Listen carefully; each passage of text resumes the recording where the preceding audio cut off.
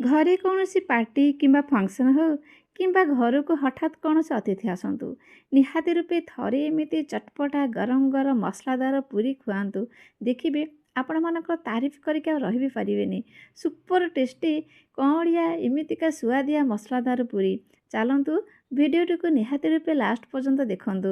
नमस्कार, दीप्तिस food studio को आपण मानक अनेक अनेक स्वागत। मसलादार पूरी करने प्रथम आम नहीं गोटे कप सुजी से सेम मेजरमेंट नहीं गोटे कप हल्का गरम उषुम पानी पकई देकी सुजी को टिके भल रूप घाटी देकी मात्र 2 मिनट को कभर करने को छाड़देबा। 2 मिनट भितर आमर गरम पानी जेहेतु पड़े सुजी भी भल रूपे आम टिके सेट हो आसपर आम से मिसईदेबा गोटे बड़ सीझा आलू को आपण मैंने चकटे नचेत भल रूप ग्रेड करके पकईदेवे। तापर स्वाद हिसाब से लुण टिके पकईदेबा, हल्दी पाउडर, रेड चिली पाउडर, तापर पकईदेबा कला जीरा गोटे चामच, तापर जुआणी की किसी एमती क्रश करके पकईदेले बहुत भल टेस्ट आसी थाए। तापर से मिसईदेबा गोटे चामच बेसन पकईले तो पूरीर टेस्ट पूरा बढ़ी जाए थाए।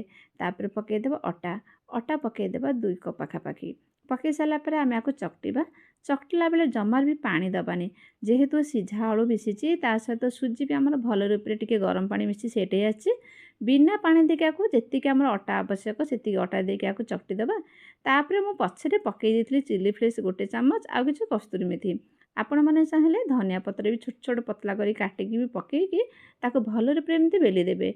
हाथ को टिके तेल हाथ होगी आम भल रूप चकटी देकी टिके समय कभर करने को छाड़देबा।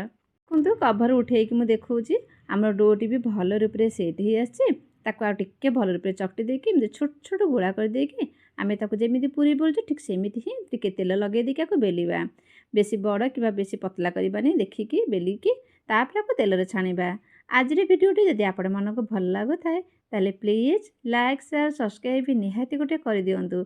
आमतीका मसलादार पूरी आपण मैंने घरे ट्राए करूँ। आपण मानकर अनुभूति को निहाती रूपे मो सहित शेयर करूँ। केमिति लगिला कमेंट सेक्शन निश्चिंत रूपे लिखंतु।